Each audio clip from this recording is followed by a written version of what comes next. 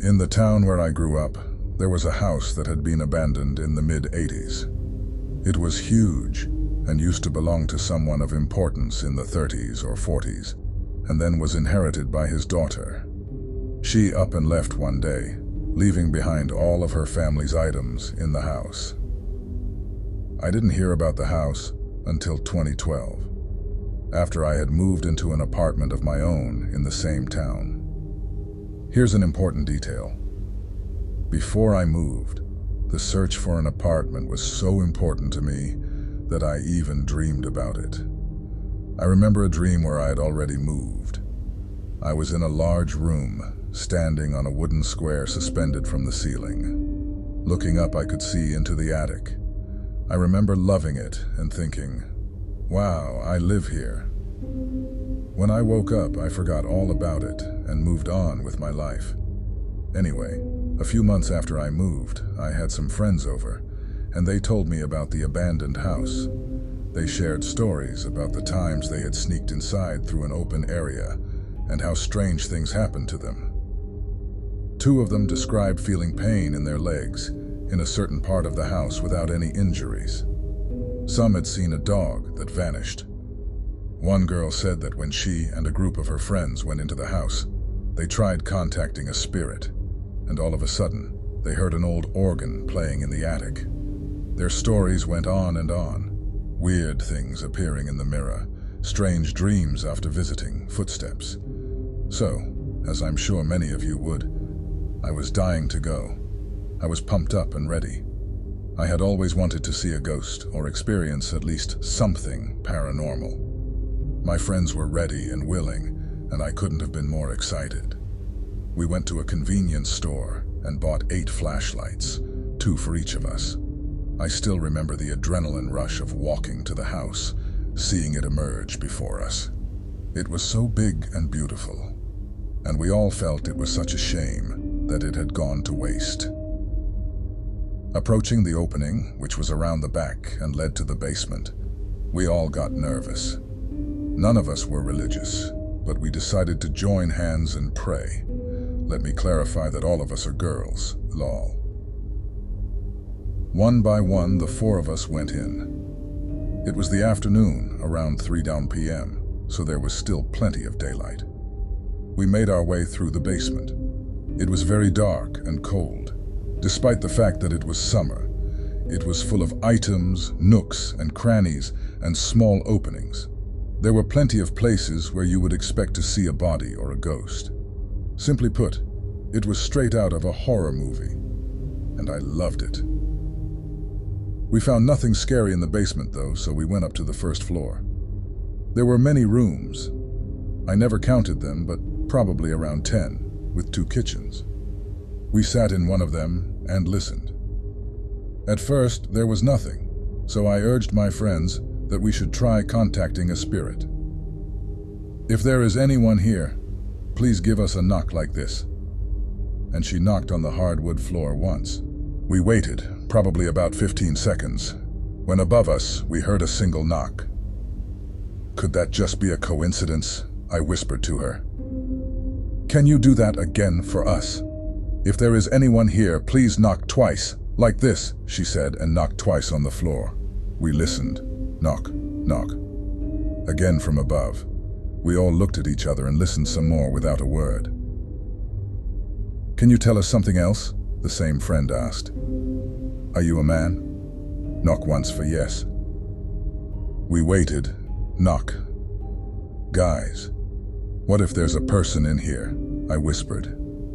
Again, we hushed and listened for a long time. I remember feeling very scared.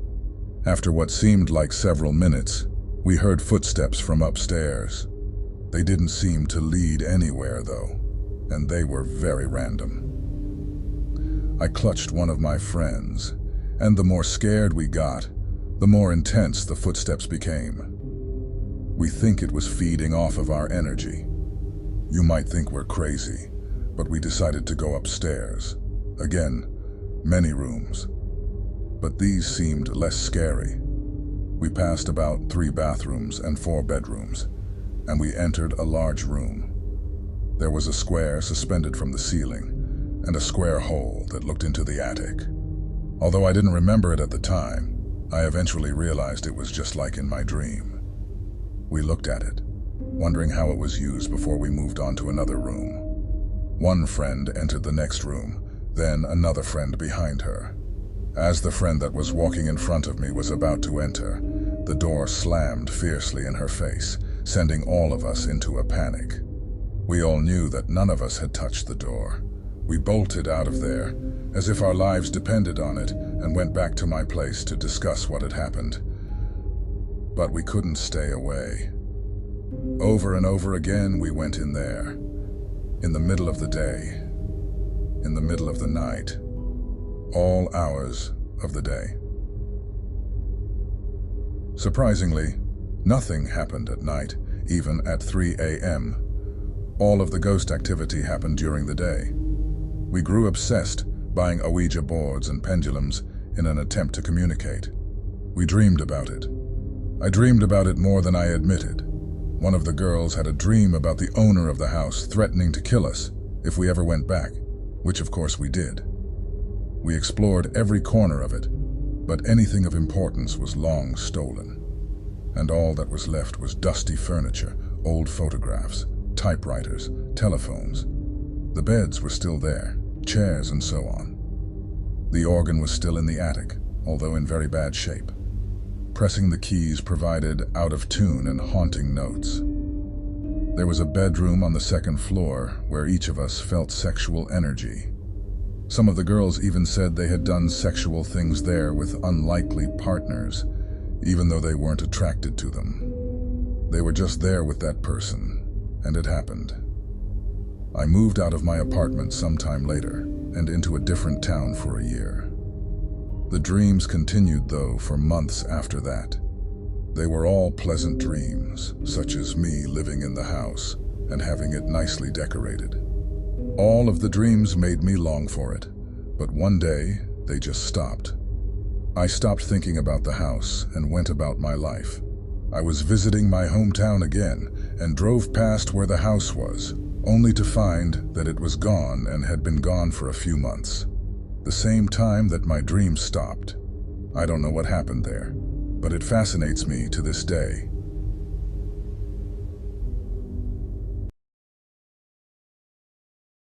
I just left the police station and told them what just happened, but more people need to know this.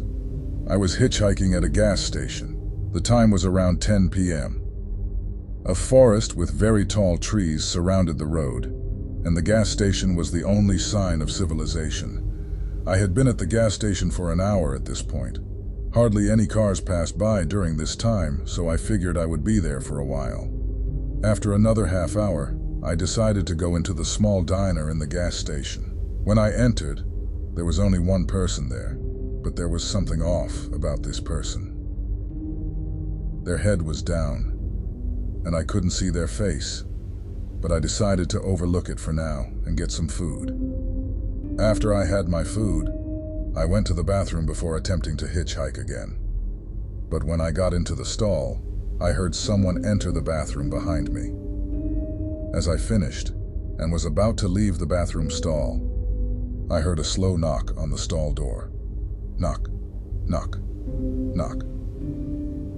I asked who was there while looking at the large shadow and shoes that were under the stall door. But I got no answer from the man. Suddenly he left, and I was left confused by what happened. I decided to leave the bathroom stall, and I saw no one there. So I decided to just forget it and go back to the diner. I paid the check and left to buy snacks in the gas station and go back outside to hitchhike. I was outside trying to hitchhike for 22 minutes when a truck driver approached me and said he was heading towards New York.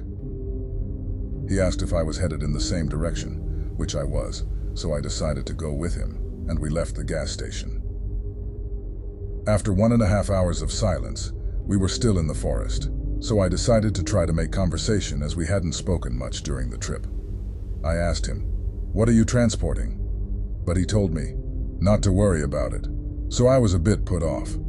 However, I figured I should try to forget it and get some sleep.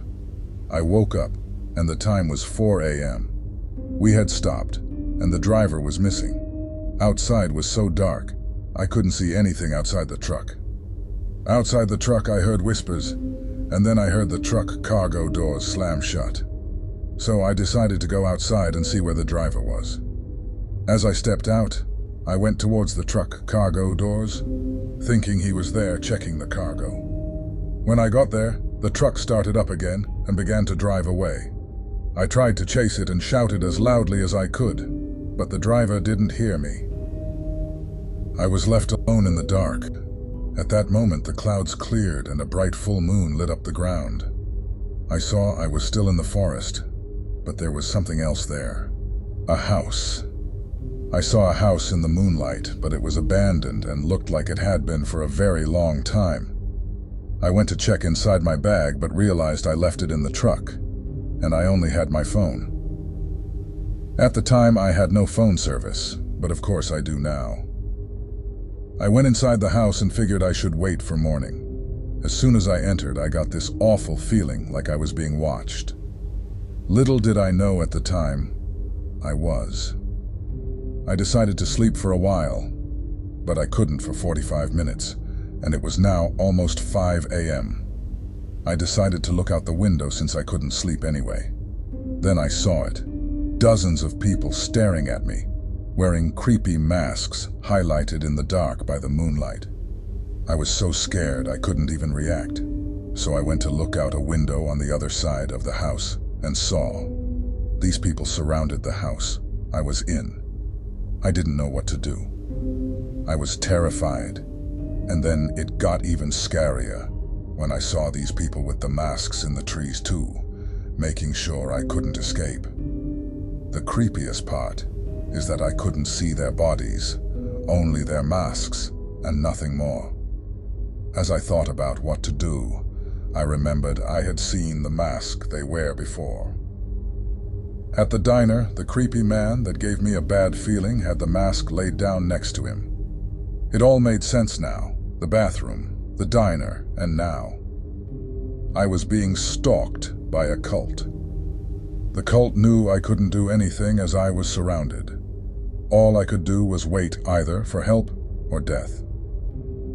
At 6 a.m., as the light from the sun slowly appeared in the sky, they made their move and came towards the house I was hiding in. Little did they know, they made a mistake. They forgot about their last victim, a dead cult member. I found this cult member dead in the basement. I don't know why they killed their own cult member, but I figured he was a spy for another cult, or betrayed the cult he was in. They forgot to remove his uniform. I took his uniform off his lifeless body and put it on myself so I could now blend in with the cult outside. The only problem now was how to leave the house, and I figured that out too. After watching the cult, I saw they moved around every few minutes, which shifted their focus from the house where I was currently hiding. I waited to climb out the basement window and watched for them to move so I could leave. Eventually, they did move, and I took my chance and succeeded in escaping. I didn't know where I was going when I escaped, but I was going far from this cult, far from this house. Eventually, I got to a road and found help, and they took me to a police station. I just left around 10 minutes ago, and currently, I am sitting on a bench outside the police station, where I am telling you this story using the free Wi-Fi. I need to warn you all to never hitchhike because even though I escaped, I fear one day they will be back for me.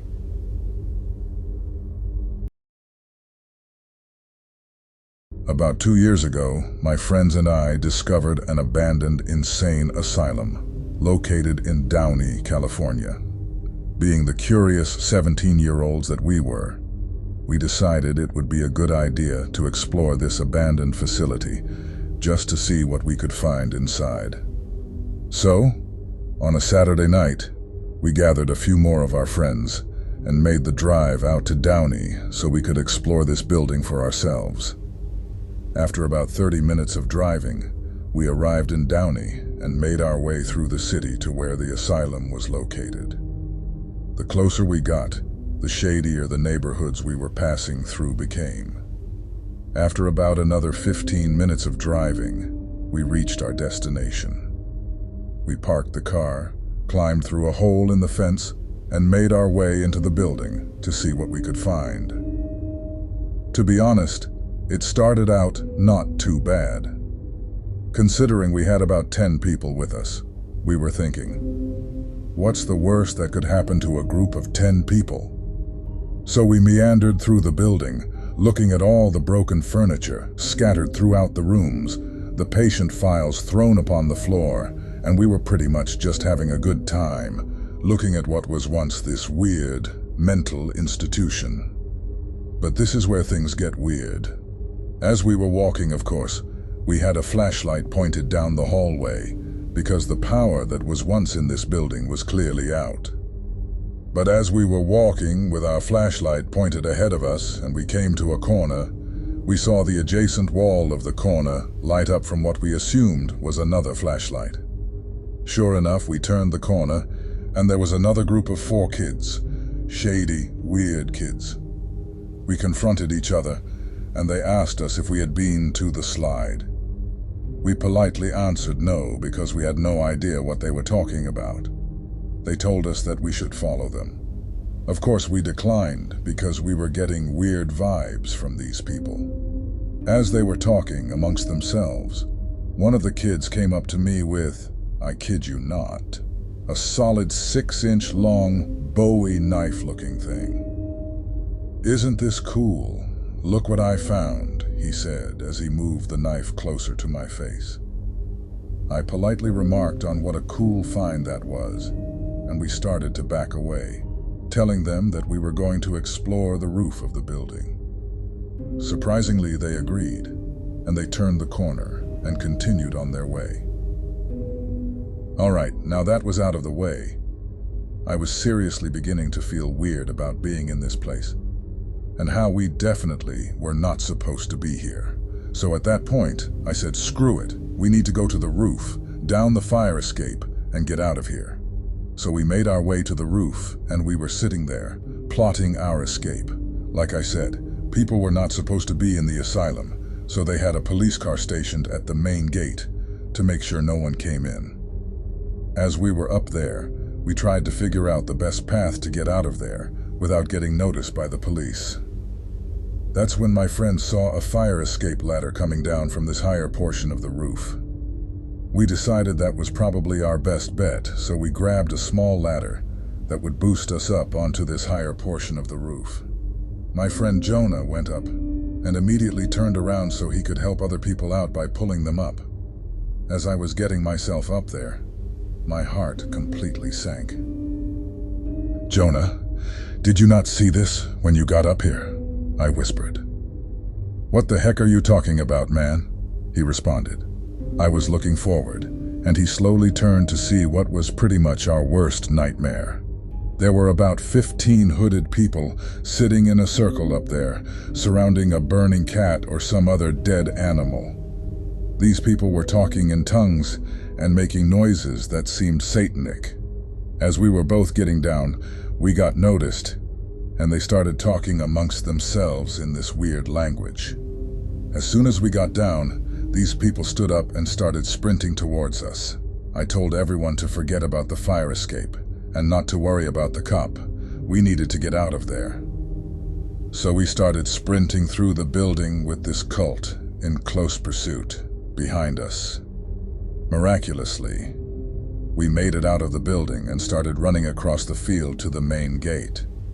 As we did so, the cop noticed all the commotion, turned on his sirens and came driving in. Thank goodness he managed to cut the cult off from us, and he started to chase them as we got away safely. Honestly, I can safely say it was the scariest experience of my life. What would we have done if they had taken one of our friends? Would we have had to go back in and confront them? I don't know, and I'm glad that it didn't happen.